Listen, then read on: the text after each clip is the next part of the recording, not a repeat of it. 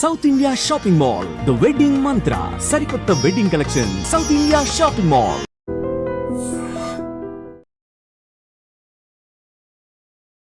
నమస్తే, welcome back to IT media. నేను మీ ఝాన్సీ. మన ఆయుర్వేదం ప్రోగ్రామ్కి అందరికీ స్వాగతం. మీ ఆరోగ్యాన్ని కాపాడే ప్రయత్నం మేము చేస్తున్నాము. మేము చెప్పిన మీరు పాటించండి, చక్కగా ఆరోగ్యంగా ఉండండి.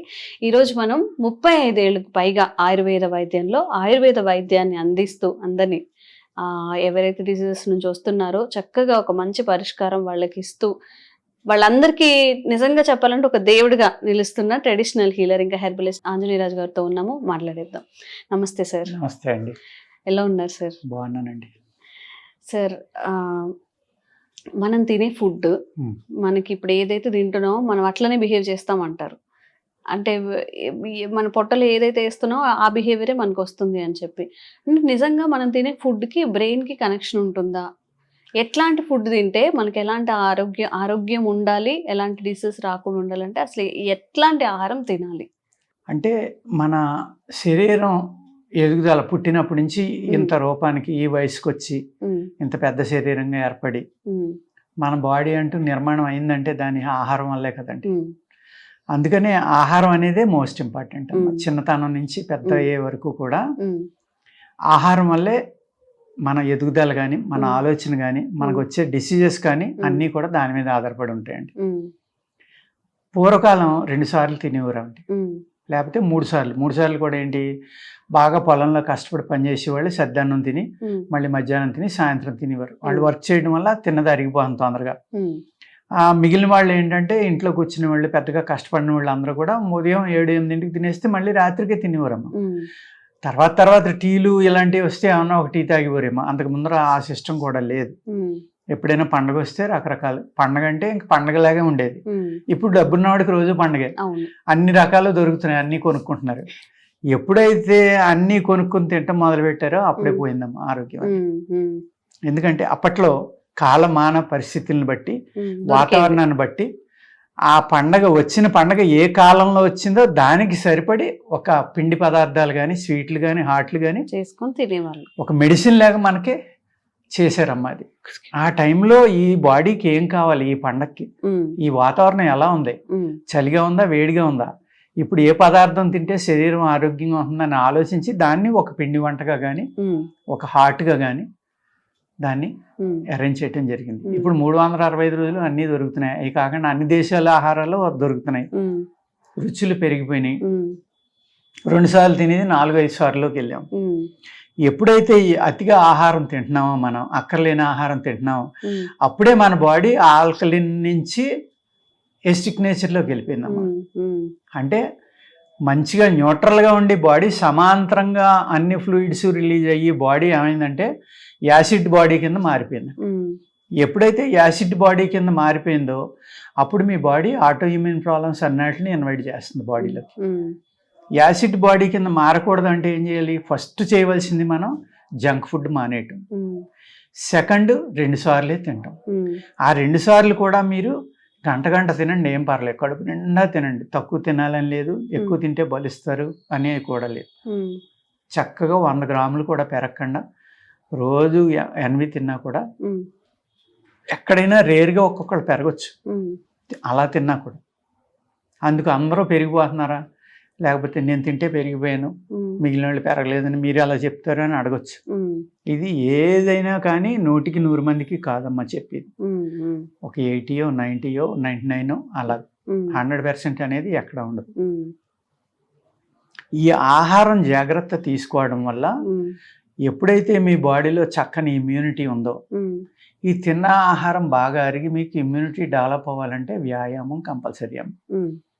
అది ఏ రకమైన వ్యాయామం అవనండి, ప్రాణాయామం అవనండి, యోగా అవనండి, ఇంకోటి అవనండి, సైక్లింగో, రన్నింగో, వాకింగో, ఏదైనా కానీ వ్యాయామం అనేది ఉన్నప్పుడే శరీరం గట్టిగా ఉంటుంది.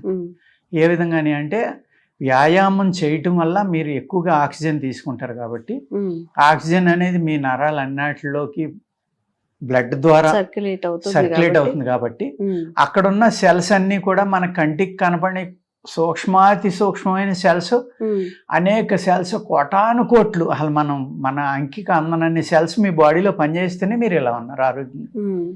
సేమ్ టైము మెటల్స్ కూడా చాలా ఇంపార్టెంట్. ఉమ్, బాడీలో ధాతువులు అంటాం, దాన్ని మినరల్స్ అంటున్నారు. ఇప్పుడు ఉమ్, మేము తెలుగులో మెటల్స్ అంటాం.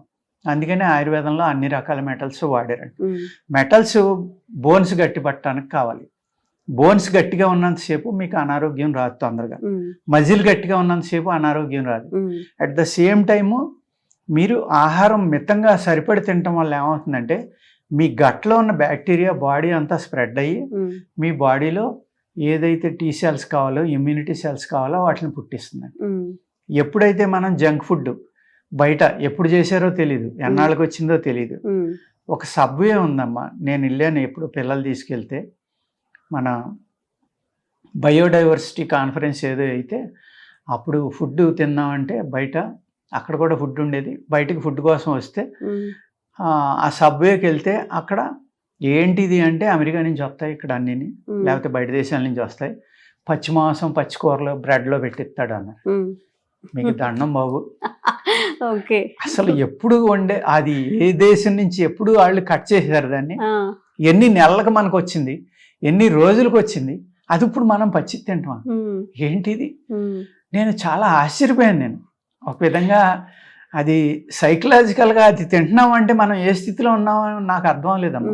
డెడ్ ఫుడ్స్ అంటారు కానీ ఇప్పుడు మాంసం తింటే డెడ్ ఫుడ్ అంటారు కానీ మరి అది ఏ ఫుడ్? అది నిజంగా ఎన్ని దేనికి నెలల ఎందుకు క్రితం వస్తుంది? కోసారు అక్కడ.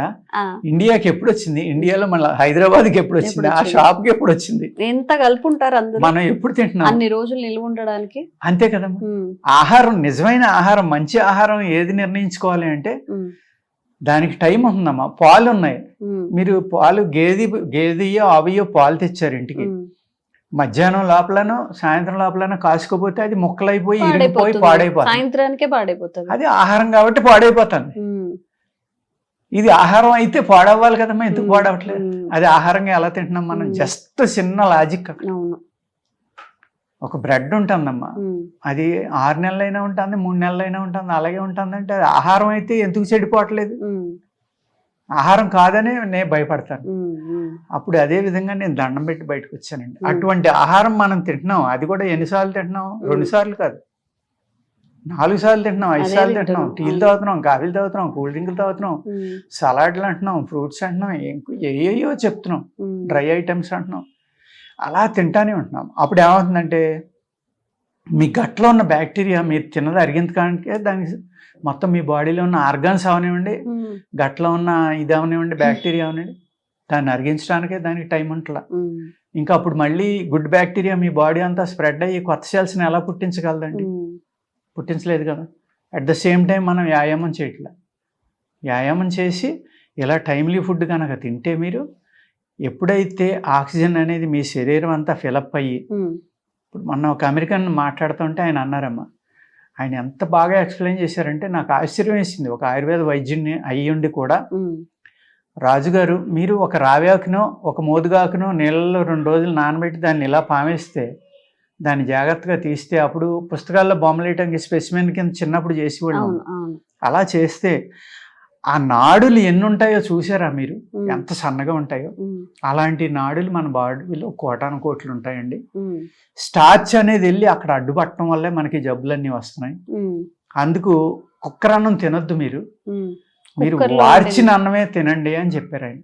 ఉమ్, గంజి వార్చుకొని తినాలి గంజి అంటారు. వార్చుకునే తినండి అని చెప్పారు. ఉమ్, నేను అడిగా, మరి ఆ గంజి తాగి పూర్వం ఎంతోమంది ఆరోగ్యంగా బతికారు కదా, మీరు గంజి ఏమో విషం అని చెప్తున్నారు ఏంటని? ఉమ్, అది పనిచేసే వాళ్ళకి ఏమీ చేయదండి. ఉమ్, వాళ్ళు ఎండలో వర్క్ చేస్తారు, వాళ్ళకి కావాల్సిన D3 B12 అన్నీ ఉంటాయి. బాడీలో వ్యాయామం, వాడు ఉదయం నుంచి రాత్రి దాకా పనిచేయటం వల్ల, విపరీతం వ్యాయామం చేసిన వల్ల ఉమ్, అతనికి ఏమి ఉండదో అదంతా బయటికి పోతుంది. మీరు ఇంట్లో కూర్చున్న వాళ్ళు కనుక కుక్కర్లో అన్నం తింటే విషం తిన్నట్టు అని చెప్పాడు ఆయన. అబ్బా. ఉమ్, నేను అదే తింటున్నానమ్మా ఆయన చెప్పేదాకా. ఉమ్, ఇప్పుడు అదే తింటున్నాను, మారుద్దాం అని అనుకుంటున్నాను నేను. ఈ మధ్యనే చెప్పారు ఆయన. ఉమ్, అది ఎంతవరకు నమ్మాలని కూడా నేను ఆలోచించుకుంటున్నాను. ఉమ్, ఉమ్, నిజమై ఉండొచ్చు. ఉమ్, ఆయన నేను ఈ విధంగా తినడం వల్లనే ఆయనకి ఎన్నో రకాల ప్రాబ్లమ్స్ ఉన్నాయి. ఉమ్, ఆ ప్రాబ్లమ్స్ వల్ల మామూలుడు అయితే బతకలేడు అసలు. మంచి సాధకుడు కూడా, ఆయన ధ్యానం కూడా బాగా చేస్తా అంట గంటలు. సార్ ఓన్లీ అన్నంకే వర్తిస్తుందా? నార్మల్ గా పప్పులు ఇవన్నీ కూడా మనం కుక్కర్ లో ఏదైనా సరే ఆయన ఉమ్, గంజిలాగా, గంజి ఆ లిక్విడ్ ఏదైతే ఉందో అది తీసేయాలి. పప్పులు అన్నిటికీ రాదమ్మా. ఉమ్, ఉమ్, ఇక్కడ స్టార్చ్ అనేది ఇక్కడే ఎక్కువ ఉంటుంది రైస్లోని. ఉమ్, లేకపోతే అంటే కుక్కర్ లో వండడం వల్ల కుక్కర్లో వండటం వల్ల మరి పూర్వం అత్యవసర అన్నం అని తినేవారమ్మా చాలా మంది. అది కూడా అడిగాను నేను. మరి పూర్వంకి అంత పెసరపప్పు వేసి కంచు గిన్నెలో అత్యవసర అన్నం వండుకునే బెల్లం నెయ్యి వేసుకుని తినేవారు, అలాగే కూరలు కలుపుకుని తినేవారు. మరి వాళ్ళందరూ 90 ఏళ్ళు 100 ఏళ్ళు బతికారు ఫ్యాట్ లేకుండా, అనారోగ్యం లేకుండా. ఆ రోజుల్లో ఫుడ్లో అన్నీ ఉన్నాయి, వాళ్ళు ఏమీ లేవు. మనం తినే దాంట్లో విటమిన్స్ ప్రోటీన్స్ ఏమీ లేవు, భూమిని పూర్తిగా పాడు చేశారు కాబట్టి మనకు కావాల్సిన ఆహారంలో రావట్లేదు. రానప్పుడు మనలో ఇమ్యూనిటీ లేనప్పుడు ఈ స్టార్చ్ అనేది మ్యాక్సిమం మనకి ఇబ్బంది పెడుతుంది. అందుకు మీరు ఆ విధమైన ఆహారం తినండి, మీరు ఇంకా బాగుంటారు అని చెప్పారమ్మా. అలాగా ఒక్కొక్కళ్ళు ఆయన నిజంగా చెప్పాలి అంటే ఆయనకి లేని ప్రాబ్లం లేదు. కిడ్నీలు సరిగ్గా పనిచేయవు, హార్ట్ సరిగ్గా పనిచేయదు, ఎన్నో రకాల జబ్బులు ఉన్నాయి. అయినా ఆయన హ్యాపీగా తిరుగుతున్నారు. రోజు 10,000 స్టెప్స్ నడుపుతారంట, పెద్ద బిలియన్స్లో వ్యాపారం చేస్తున్నారంట. నేను ఎంత హ్యాపీగా ఉన్నానో చూడండి, ఓన్లీ నా ఫుడ్ వల్లే నేను ఇలా ఉన్నాను అని చెప్పారు. అలాంటి మనకు తెలియంది ఎవరు చెప్పినా దాన్ని వినాలమ్మా, దాని గురించి ఆలోచించాలి. నేనే తెలివైనోడిని అనుకుని నేను చెప్పేది రైట్ అనుకుంటే అది కరెక్ట్ కాదని నా భావన. మనకు తెలియని విషయం చిన్న పిల్లలు చెప్పినా దాన్ని తప్పనిసరిగా తెలుసుకోవాలి. ఆ విధంగా తెలుసుకుంటేనే మన నాలెడ్జ్ పెరుగుతుందమ్మా. ఆయన ఆహారం గురించి చెప్పినప్పటి నుంచి నా కొంతమంది పేషెంట్లను కూడా ఆయనకు అప్పచెప్పడం జరుగుతుంది. ఆయన రిక్వెస్ట్ చేశాను, నేను మిమ్మల్ని మీ టైం చాలా వృధా చేస్తాను, నేను చాలా పెద్ద బిజినెస్ మ్యాన్ని అంటే కుదరదు, ఎంతో మందికి మీరు సహాయం చేయాలి, నాకు ఈ ఆహారంలో నేను ఎక్స్పర్ట్ని కాదు కాబట్టి మీరు దాంట్లో దాన్ని అనుభవించి దాన్ని ఎంజాయ్ చేస్తున్నారు కాబట్టి కొంతమంది పేషెంట్లు మీకు ఫోన్ చేస్తారు అంటే తప్పనిసరిగానండి నాకు చేయమనండి అని ఆయన DRDO ల్యాబ్లో రీసెర్చ్ చేస్తున్నారు. ఒక వాళ్ళు ఆ లోపల ఉండిపోవడం వల్ల హెవీ వెయిట్ వచ్చేస్తే ఆ వెయిట్ తగ్గడానికి అది ప్రోగ్రామ్ చెప్పమంటే చెప్పారు ఆయన. అలా చాలా మందికి చెప్తున్నారమ్మా ఈ మధ్యన. ఆ విధమైన హెల్ప్ కూడా తీసుకుని మనం వైద్యం చేయాలి. ఎవరి దగ్గర అంటే ఏది ఉంటే మంచిది అది నా పేషెంట్లు అందరికీ అందించాలని తప్ప నేను వాళ్ళ దగ్గర ఏదో నేనే పైసలు తీసుకుని నేను ఇచ్చిన దానికే తగ్గించేయాలి, నేను ఇచ్చిందే తగ్గిపోతుందని ఎవరితోటి మాట్లాడండి. ఆ విధంగా చేస్తాం. మనం పేషెంట్ని ప్రేమగా చూసి వాళ్ళ ప్రాబ్లమ్ని అర్థం చేసుకున్నామా మనం చేస్తే కనుక డెఫినెట్గా తగ్గుతాయి. ఇక్కడ మేము చెప్పి పథ్యం ఏదైతే ఉందో ఆయుర్వేదంలో పథ్యం అనేది ఆహారం అమ్మ. ఆయుర్వేదం అంటేనే ఆహారం, ప్రకృతి. అందులో మళ్ళీ పథ్యం అనేది ఎందుకు చెప్తున్నాం మేము? దానివల్ల మీకు ఉన్న సైడ్ ఎఫెక్ట్లు పోతాయి అన్నమాట. మీలో ఉన్న శక్తి పెరుగుతుంది తప్ప తగ్గదు. ఏదైతే శక్తి కోసం ఇచ్చామో ఆ శక్తి ఎక్కువ బలమైన ఆహారం, ప్రోటీన్, హై ప్రోటీన్ తినేవాళ్ళు పులుపు తక్కువ తినాలి, చింతపండు ఆహాలు తినకూడదు, మిగిలిన పులుపులు తినాలి. ఈ విధంగా ఈ పులుపు అనేది ఎక్కువ తినడం, ఎక్కువ ప్రోటీన్ తినడం వల్ల ఏమవుతుంది, ఎక్కువ ప్రోటీన్ అరగటానికి చాలా టైం పడుతుంది. ఈ టైం పెరిగే కొద్ది అందులో ఎస్టిక్ నేచర్ పెరుగుతుంది. దానికి సాయం మళ్ళీ మీరు యాసిడ్ తిన్నారనుకోండి ఏమవుతుందండి, రకరకాల ప్రాబ్లమ్స్ వస్తాయి. అందుకేంటంటే ఆయుర్వేద శాస్త్రంలో బలానికి వాడే లేహ్యాలు కానీ బలానికి వాడే చూర్ణాలు కానీ ఏవి తిన్నా కూడా చింతపండు తినొద్దని చెప్తారు. అలాగా ఆహారమే సగం ఆయుర్వేదంలో, సగం ఔషధం ఆహారం. ఆహార నియమం వల్లే చాలా వరకు తగ్గుతాయి, మిగిలింది మేము ఇచ్చిన మందుల వల్ల తగ్గుతాయి. అందుకు గట్ హెల్త్ అనేది, మన ఆరోగ్యం బాగుండాలంటే గట్ అనేది చాలా అంటే చాలా ఇంపార్టెంట్. దాన్ని జాగ్రత్తగా చూసుకుంటే మనకి 99 ప్రాబ్లమ్స్ రాకుండానే ఉంటాయి. వచ్చాక కూడా ఆహార నియమాలు పాటిస్తే చాలా వరకు మెడిసిన్ హెల్ప్ అక్కర్లేకుండానే తగ్గించుకోవడానికి అవకాశం ఉందండి. మితంగా తింటే ఆహారం, అమితంగా తింటే విషం అని చెప్పకనే చెప్తున్నారు సార్. సో మనం తినే ఫుడ్లో రైట్ ఫుడ్స్ ఎంచుకోవడం, వెజిటబుల్స్ తింటున్నామా, కొంచెం అన్నం ఎక్కువ కర్రీ కలుపుకొని తింటున్నామా, ఫ్రూట్స్ ఇంక్లూడ్ చేసుకుంటున్నామా, డ్రై ఫ్రూట్స్ అలా కలుపుకొని తింటూ ఉండండి. బయట ఫుడ్ అసలు టోటల్గా అవాయిడ్ చేస్తే మంచిదని నేను కూడా చెప్తాను. ఎందుకంటే బయట ఫుడ్ తినడం వల్ల ఆ ప్రిజర్వేటివ్స్ ఏవైతే ప్యాక్డ్ ఫుడ్ ఏవైతే ఉన్నాయో వాటన్నిటి ప్రభావం కూడా మన హెల్త్ మీద ఉంటుంది. కాబట్టి కొంచెం వండుకొని తినడానికి, ఫ్రెష్గా తినడానికి ట్రై చేయండి, ప్యాక్డ్ ఫుడ్ కాకుండా. ఇంతకు మించి మీ ఆరోగ్యం గురించి మేము ఎక్కువగా చెప్పలేం కాబట్టి జాగ్రత్తగా ఉండండి. Thank you so much sir. నమస్కారం. Sir, one life lesson what medicine has taught you. Whatever you can do without expecting. But I really believe మన పాజిటివ్ యాటిట్యూడ్ ఉంటేనే మనం ఏదైనా సాధించగలం. గట్ ని మనం కరెక్ట్ గా డీల్ చేసినట్లయితే అది మనకి పాజిటివ్ హార్మోన్స్ ని రిలీజ్ చేస్తుంది. షుగర్ వచ్చిన వాళ్ళ పరిస్థితి ఏంటి? పొట్ట దగ్గర పెరిగితే దాన్ని ఆండ్రాయిడ్ అంటారు, ఆండ్రాయిడ్ ఫోన్ కదా. అసలు థాట్స్ ఎందుకు వస్తాయి? బ్రెయిన్ డెడ్ అంటే దానికి ప్రపంచం అంతా కూడా కొన్ని నిర్దిష్టమైనటువంటి లక్షణాలు ఉన్నాయి. మానసికంగా ధైర్యంగా ఉంటే క్యాన్సర్ జయించవచ్చు. You are a doctor for a cause sir, అంతే. వాళ్ళకి వచ్చిన ఆదాయం కాకుండా ఫ్రీ సర్వీస్ ఎంతమందికో చేస్తారు.